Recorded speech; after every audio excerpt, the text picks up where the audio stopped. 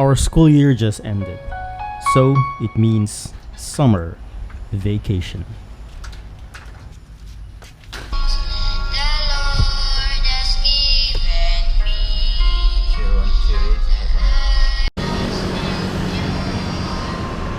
Talagang San Fernando. Talagang ano lang, sumusumpong.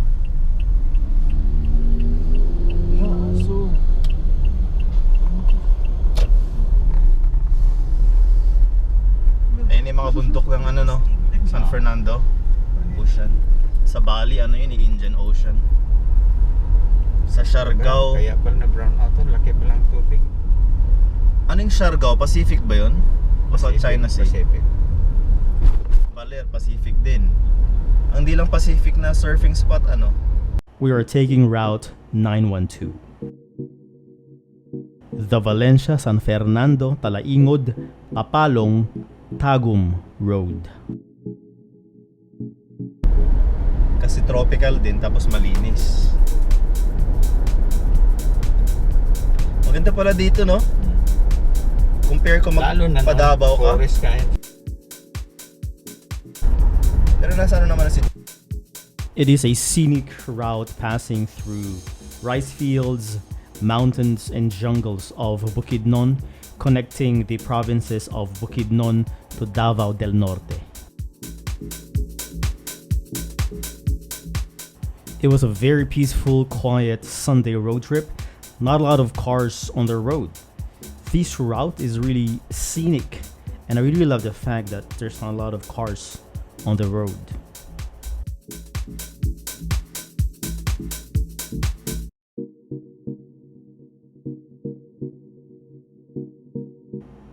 We are now passing by the jungles of San Fernando.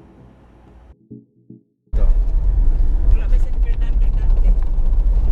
Bago lang pala yung name San Fernando. Tapos parang ikuha nila nung naging town. Baryo lang to ng Valencia dati. Little Bagyo. Sa hospital dito eh. Tapos na. Daanan na. Oh, so may western din sila. Turn right. Walang mga coffee shop dito, no? Jollibee. Awan pa eh. May Julie's na sila. Palawan Pawn Shop. Isa ito sa May western. Oh, may 7-Eleven din sila, oh. Oh. Sino? May DBP na rin sila. Imagination Fernando, buntok talaga. Hindi kayo naging town na kasi. Town rin yan. Pero iba-iba na. Sabi mo, barangay lang siya noon. Dati. Pero... Oh, may cable na sila. It's good to be able to see the town proper of San Fernando. I have a lot of friends who live here, and it's good to see their place, even though we just passed by. This is the town proper of San Fernando, Bukidnon. Bundok pa eh. Part dito. Pero dahil hindi na forest, mga Pero yun lang yung main town, di ba? Oh, yun Ay, na. maliit lang din pala. Pero yung coverage niya, yung mga bundok na yan. sulat man diya. Mga salita ba niya na mga curse? Sabi ng mga yellow, hindi naman daw makain to. Hindi naman daw makain yan, yung subway, mga ganun. Ano ba yung ginagawa literal? Hindi naman makain yan. Gutom ang mga tao. Ayan na. Yung mga ganung ano.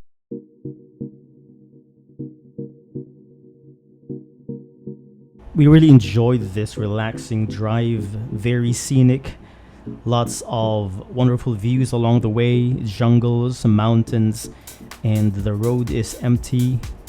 It was just a relaxing trip. We were not rushing as well.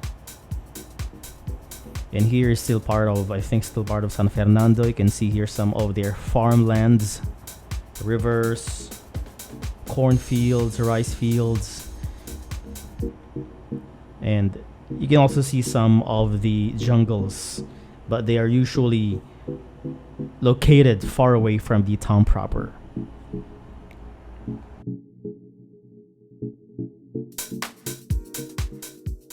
Nalatid yung ganda, di ba? Hindi putling ka dahil may kalsada. At least piniserve mo. Buntok eh. Ah, wala pa paling zigzag. Wala pa. Hinihintay ko. Like, punta ka ng Cagayan, yung daming kotse. Dito, halos ikaw lang, oh. Oh, ganda. Ilaw, oh.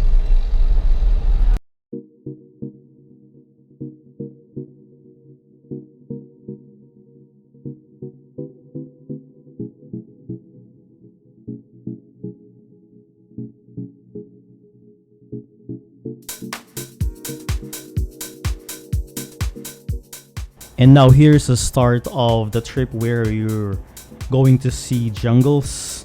And this is what I expected because this is my first time passing through this route. So my expectation was lots of jungle views, forest, because when I think of San Fernando, that's what comes into my mind.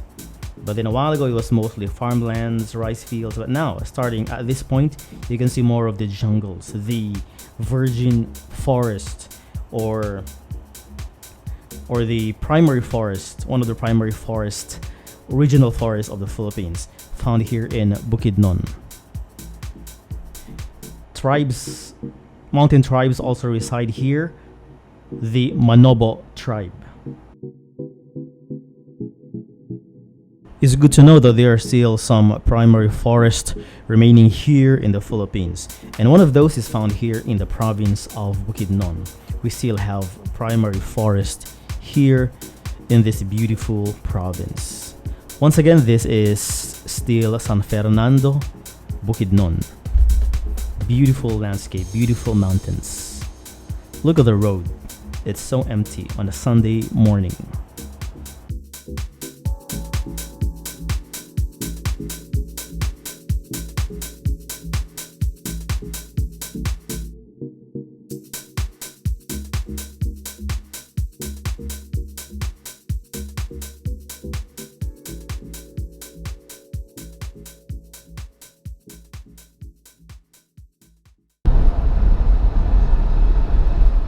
May chance man habang maandar ka, biglang mahulugan ka. Oo, kaya gina-warning nga.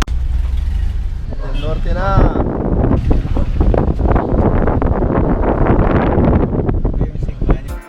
And now we are approaching the province of Davao del Norte. We are approaching the town of Talaingod, which is part of Davao del Norte. So, goodbye Bukidnon, and welcome to Davao del Norte.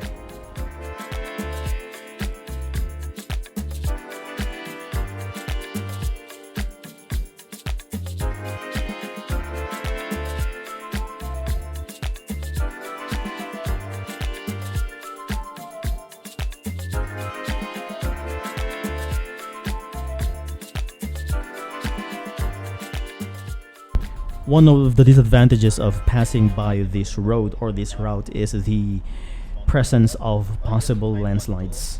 As you can see here, the mountains, there's a risk of landslide. So that's one of the dangers in passing by this route. So I would suggest you pass this route or this road at your own risk. And it's highly suggested that you pass by this road during daytime and not during nighttime because of some possible dangers like landslides, and there's not a lot of people here, not a lot of police stations, as you can see. So it used to be called a no man's land, although it's much safer now. But still, I would suggest that if you pass by this route, pass by or take this route during daytime.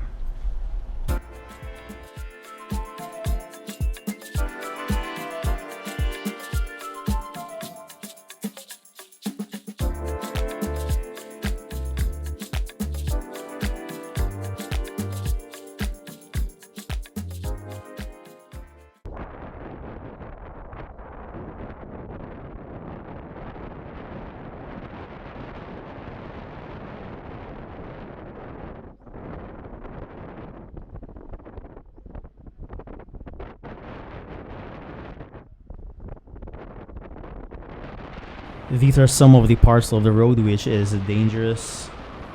As you can see, possible landslide. So during the rainy season, or if it is raining hard, it's not advisable to take this route. Instead, you can go to the Buda road if you're going to Davao or Tagum, the busier road. Although this is more scenic, but during the rainy season, that road, the Buda road, is safer.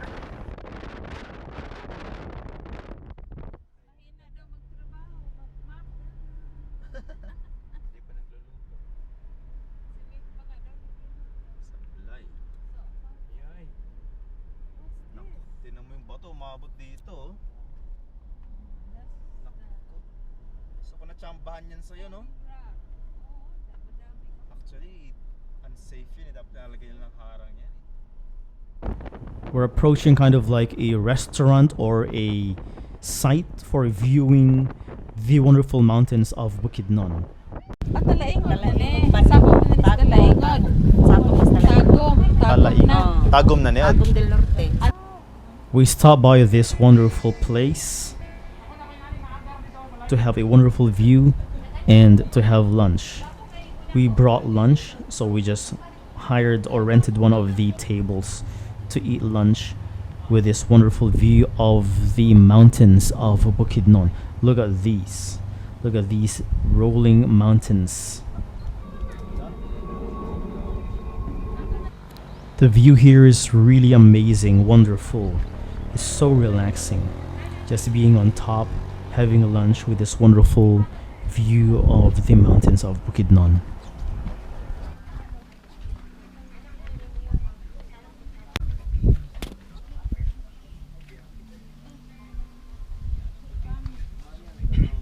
Kaya dito kumain na.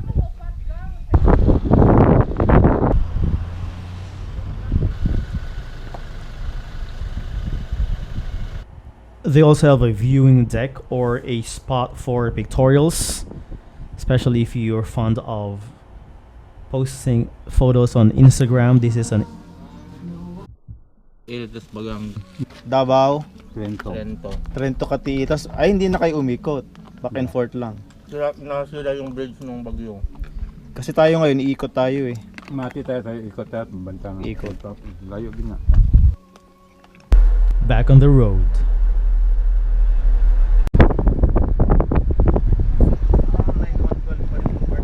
We're now beginning to see a view of the sea or the ocean. Probably Davao Gulf, I'm not sure. But that is a sea over there, the blue one. This is already part of Davao del Norte. We're approaching the town of Talaingod, although the restaurant was part of Talaingod already. But this is approaching the town proper of Talaingod.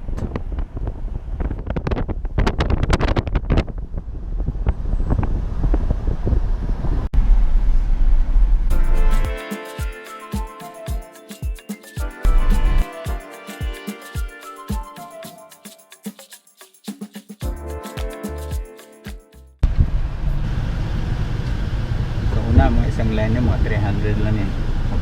After the towns of Talaingod and Kapalong in Davao del Norte, we are now in Tagum City. Tagum City is amazing. It's beautiful. It is clean and organized, especially compared to other cities here in the Philippines.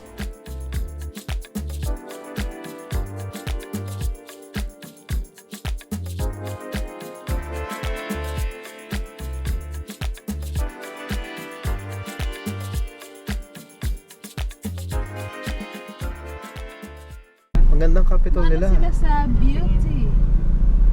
Fiction. Kay mga agoy kanina papunta mga agoy doon eh. Kasi po. Totoo yan, may satellite. Hindi kung mga doon tayo mag-beach. Kaya talaga yung Amerika ang dating talaga eh. Sa North banda. Iba talaga, di ba yung mga halaman? Sabihin mo rin mag-vlog ka sa tsubuhan ka lang.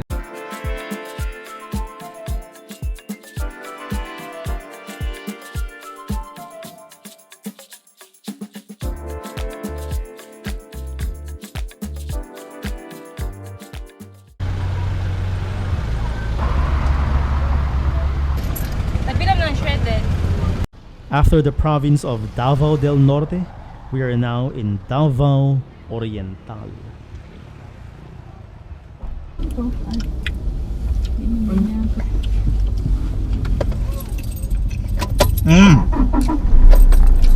Okay na?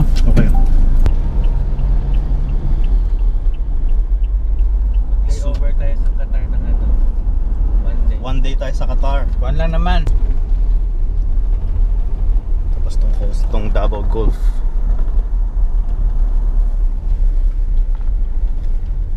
We pass by the province of Davao de Oro. Ilang ka-kilometro ka dyan? 2 hours pa yan. Ha? From here? Oo. To Inoroso? Oo. Layo pa pala? Hindi, 2 hours from Hendoroso to Dahican Beach. And finally, we're approaching our destination. Our first stop for our first day of our road trip, the city of Mati in Davao Oriental. We come here to surf and enjoy the ocean.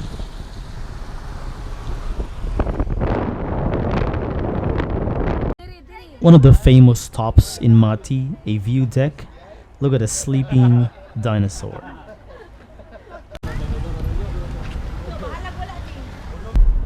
And finally, approaching Barangay Dahican, the location of Dahican Beach, the famous surfing area in Mati, Davao Oriental, in Mindanao, Philippines. Excuse me.